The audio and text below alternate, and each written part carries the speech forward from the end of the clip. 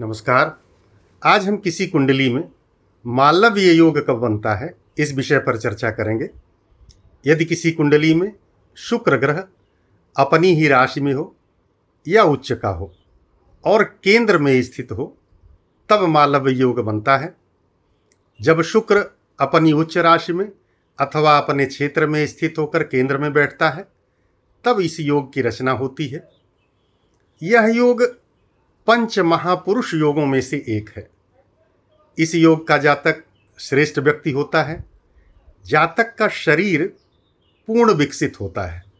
वह दृढ़ मस्तिष्क वाला, धनी, बच्चों और पत्नी के साथ प्रसन्न रहने वाला, विचार से स्पष्ट, प्रसिद्ध, विद्वान, शक्तिशाली, धनाढ्य, शास्त्रों को जानने वाला, उत्साही और मंत्रणा में चतुर, दीर्घायु तथा राजपुरुष के सदृश होता है। किसी कुंडली में मालव्य योग तभी बन सकता है यदि कुंडली में शुक्र केंद्र भाव में उच्च का हो अथवा केंद्र में अपनी ही राशि में स्थित हो। ग्रह मंडल की प्रत्येक राशि में मालव्य योग नहीं बनता है।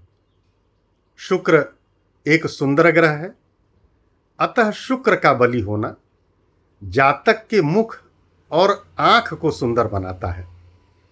शुक्र ग्रह वाहन का भी कारक है, इसलिए यदि कुंडली में शुक्र बलवान होगा तो जातक को अच्छे और उत्तम वाहन की प्राप्ति कराएगा। शुक्र वीर्य का कारक है, अतः शुक्र के कारण, उसके बलवान होने के कारण जातक बलवान होगा और शक्ति से पूर्ण होगा, शौर्यवान होगा। शुक्र गुरु की भांति मंत्री है, चाहे दैत्य का हो या देवताओं का। और जब शुक्र बली होगा तो मनुष्य मंत्रणा शक्ति में भी चतुर होगा। इस प्रकार बलवान शुक्र यदि केंद्र में स्थित है तो ऐसे कुंडली में, ऐसे जातक के कुंडली में इसके शुक्र के गुण आते हैं। शुक्र स्वामी इंद्रिय सुख, संगीत, नृत्य, ललित कला और भौतिक सुखों का कारक है। अतः इस योग में जातक का झुकाव शुक्र के फलों की ओर होता है।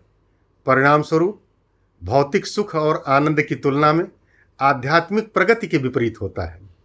दूसरे शब्दों में, क्योंकि हंस योग वाला जातक आदर्शवादी, आध्यात्मिक, उदार और निस्वार्थी होता है और मालव्य योग का जातक आनंद का प्रेमी, भौतिकवादी होता है, भौतिक सुखों का उपभोग करता है और भौतिक सुखों में उसे श्रेष्ठता प्राप्त होती है।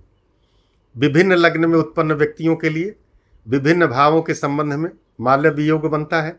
जैसे वृश्चिक, तुला और मीन लग्न में प्रथम भाव में, मेष, वृश्चिक, कन्या लग्न में सप्तम भाव में, मिथुन, सिंह, मकर, धन, कुंभ और कर्क लग्न में दशम भाव में इस योग का निर्माण होता है।